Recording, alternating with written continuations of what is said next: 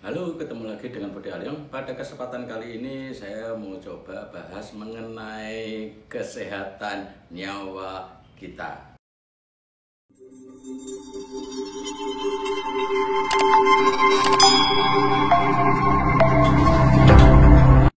Kenapa topik ini saya harus bahas? Setelah saya baca ternyata minimal di undang-undang itu, di Undang Dasar 1945 itu minimal 5% daripada anggaran biaya negara itu dialokasikan untuk kesehatan. Nah, apa hubungannya dengan yang kita bahas hari ini? Yaitu satu, berhubungan dengan makanan yang kita makan sehari-hari. Kedua, mengenai kebakaran aset, nah kayak gitu. Nah, yang pertama yaitu yang coba saya bahas mengenai standar sanitari atau standar sanitari ini adalah salah satu sertifikasi atau yang di dunia industri harus dilakukan yang memproduksi mengenai makanan, minuman, dan alat kesehatan. Itu harus mengikuti standar sanitari yang sudah diizinkan. Nah, untuk pada kesempatan kali ini saya coba mau bahas mengenai barang atau keran industri. Saya fokusnya adalah pada kesempatan kali ini hanya kerannya saja, keran industri. Artinya keran industri yang berhubungan dengan makanan dan minuman. Contohnya minyak goreng juga cair, dialirkan ke proses selanjutnya juga melewati keran untuk buka nutupnya. Nah, kerannya ini yang dipakai untuk buka nutupnya minyak atau proses dari CPO menuju ke minyak goreng itu melewati beberapa proses. Nah, itu harus mengikuti standar sanitari itu. Nah, contoh lain untuk proses makanan yaitu dari tepung juga harus dicampur dengan air dan bahan-bahan yang lain. Nah, itu kan harus ada keran pembuka nutupnya. Kan nggak mungkin industri pakai ember. Embernya pun kalaupun mau pakai gayung atau pakai apa itu harus juga stainless steel, minimal stainless steel 304 ataupun 316L. Itu minimal. Jadi artinya, tapi tentunya sanitari ini yang pada kesempatan kali ini saya mau coba nggak mau melebar kemana-mana, hanya fokus ke mengenai kerannya saja. Nah, salah satunya pada kesempatan kali ini Mas coba informasikan bahwa Genebre ini salah satu produksi valve yang memiliki standar sanitari yang mana untuk memunculkan bahwa barang ini sudah layak loh untuk dipakai proses makanan dan lain-lain itu tidak mudah. Perlu didaftarkan ke instansi terkait. Barang produksinya distorkan, nanti diuji kandungannya bagaimana. Terus kalau dilewatin beberapa bahan kimia, satu misal contohnya itu efeknya bagaimana, korosif atau enggak. Terus soal desainnya itu juga diawasi dari instansi terkait. Nah, salah satu contoh begini, bagaimana apa yang akan terjadi. Satu misalnya produksi obat lah, suatu misal, atau produksi sirup. Nah, kan nggak mungkin satu pabrik itu hanya produknya hanya satu sirup saja. Kadang-kadang pabriknya juga berhenti, mungkin mesinnya rusak dan segala macam. Nah, di saat proses seperti ini kan pasti ada pemberhentian atau penutupan. Nah, di saat penutupan ini dikala akan terjadi pembukaan lagi, ada pertanyaannya lagi, ada yang nyangkut nggak sisa-sisa atau yang tadi material-material yang rusak, karena ada beberapa produksi itu kalau sudah suatu proses kalau berhenti karena suatu hal, mungkin mesinnya mati atau apa, itu harus dibuang, di reject. Nah, itu saya pernah bertemu dengan manajer pabrik atau manajer produksi, bahkan waktu itu bukan untuk makanan malahan. Jadi sabun produksinya, sabun, sampo dan lain-lain begitu. Nah, itu ternyata katanya rusak. Nah, rusaknya kenapa, Pak? Ternyata dari target standar yang dia inginkan atau produk yang diinginkan itu tidak sesuai dengan targetnya, standarnya, sehingga harus di reject, harus dibuang. Nah, makanya saya kaget kok ini bukan apa namanya produksi atau enggak berhubungan dengan kesehatan dan lain-lain atau daging yang perlu dibakar dan segala macam kok punya insenerator. Lah itu insenerator buat apa? Pertanyaan saya waktu itu. Nah, ternyata produk-produk yang gagal atau produk-produk yang mengalami masalah itu dibakar. Nah, tentunya soal pembakaran juga memiliki izin tersendiri, yaitu harus menggunakan insenerator, terus asapnya bagaimana, terhadap lingkungan bagaimana juga itu bukan hal yang mudah. Tentunya diawasi dari instansi-instansi terkait. Nah, sehubungan dengan valve ini yaitu yang tentunya bukan hanya dari materialnya yang diawasi, juga dari desainnya juga itu juga diatur. Artinya tidak semua suka saya desain seperti ini, satu misal butterfly valve, desain saya seperti ini terus disertifikasikan. Tidak semudah itu. Artinya dari desain, dari gambar, kita harus presentasikan. Kalau kita mau daftarin, harus presentasikan kenapa harus produksi seperti ini. Satu, yang kedua itu dari pihak terkait itu sudah menentukan yang beberapa hal yang tidak boleh dilanggar.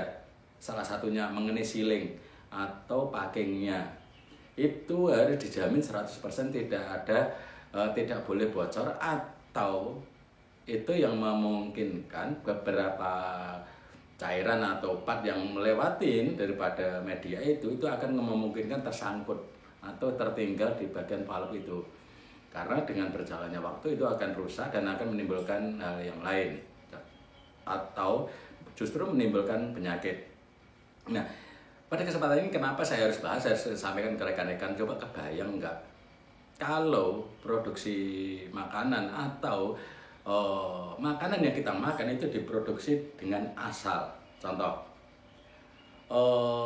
kalau nggak menggunakan standar sanitari, satu misal itu kan ada gas air, karbon steel dan lain-lain yang untuk industri material besinya. Nah, besi-besi ini kan di saat terlewatin media itu kan akan terkikis. Nah, pertanyaannya adalah kikisannya ini kan tercampur dengan bahan-bahan itu. Bagaimana misahnya? Mau nggak mau kan masuk ke tubuh kita.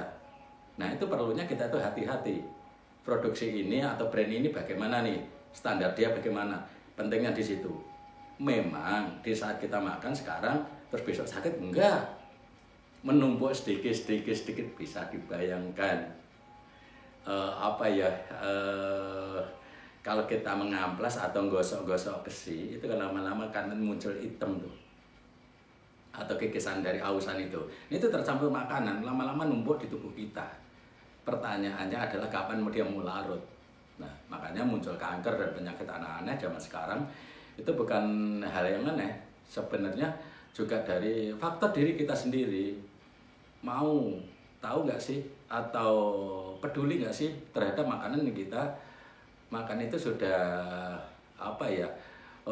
proses pembuatannya atau proses produksinya itu mengacu ke standar yang sudah diizinkan, termasuk salah satunya kalau di Indonesia itu ada BPOM juga, Balai POM.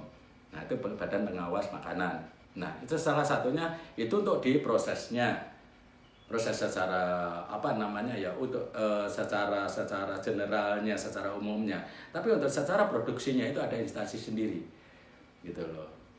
Pompanya bagaimana, terus tangkinya bagaimana, itu juga harus tidak serta-merta, tidak semudah yang dibayangkan. Artinya tidak semua orang boleh, contoh mengelas, itu tidak semua orang boleh mengelas, karena tingkat pengelasannya pun itu benar-benar harus halus, dalam artian jangan sampai menimbulkan suatu hambatan yang sehingga menahan daripada aliran atau produksi yang diproduksi itu, sehingga produksi itu jadi rusak sehingga numpuk barang yang bagus. Nah, kecampur memang hanya sekian persen tubuh manusia, makanya kenapa sakitnya lama ya karena itu. Nah, ingat, kesehatan 5% dari APBN itu dianggarkan untuk kesehatan asuransi. Nah, contoh produk yang memiliki standar sanitari, Genebre. Selanjutnya kita bahas mengenai pemadam kebakaran, di mana pemadam kebakaran ini juga nggak jauh beda dengan yang tadi yang sudah saya bahas mengenai sanitari, karena ini sehubungan dengan nyawa manusia juga. Justru akan lebih banyak lagi nyawa dan asetnya manusia. Nah, kalau di pemadam kebakaran yang secara umum, kalau aksesoris yang digunakan untuk mendukung dalam pemadam kebakaran kalau internasional itu harus memiliki sertifikasi UL dan FM. UL itu Underwater Laboratories. Nah, FM Factory Mutual, dan ditambah lagi pengawasnya FM Insurance. Nah, artinya kalau alat-alat industri atau alat-alat pemadam kebakaran yang harus kita gunakan harus tentunya mengacu ke sana. Nah, kenapa harus mengacu ke sana, itu pertanyaannya.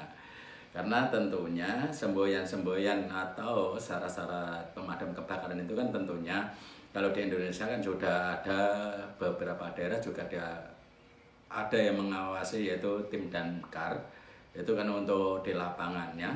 Nah, pertanyaannya UL dan FM ini adalah sebagai instansi yang mengawasi produk pabrik-pabrik yang memproduksi alat-alat pemadam kebakaran. Dari situ, nah, barang-barang yang harus digunakan sebelum mendapatkan sertifikasi daripada UL dan FM ini, itu satu, harus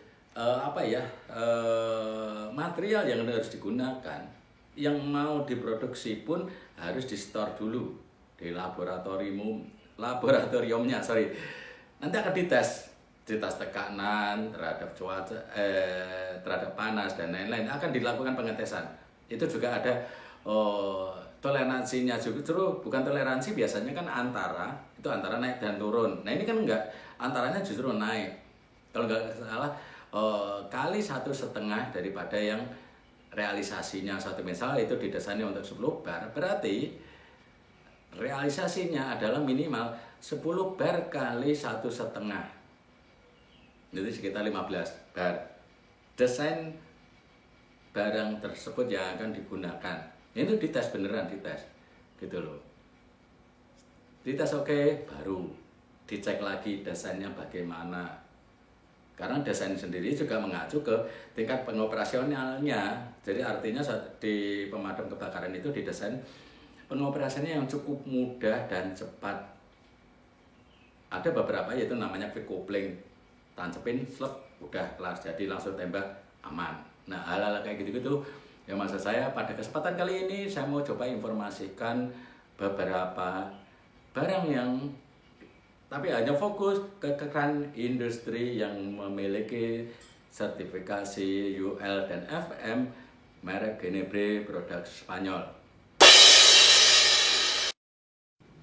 Saya rasa informasi saya pada kesempatan kali ini cukup sekian, dan ke depan atau minggu depan saya akan mengupload mengenai di dunia pengolahan air, itu sekitaran penanganan mengenai air bersih, air kotor, dan penanganan secara ekonomis tentunya. Karena persaingan industri sekarang, persaingan harga sekarang semakin ketat, makanya perlu adanya inovasi-inovasi yang mendukung daripada usaha kita di bidang air. Sampai ketemu di minggu depan mengenai air bersih, air kotor, pintu air yang besar, dan penanganan pengolahan air, limbah-limbahnya dan segala macam akan saya bahas minggu depan. Sampai ketemu, terima kasih.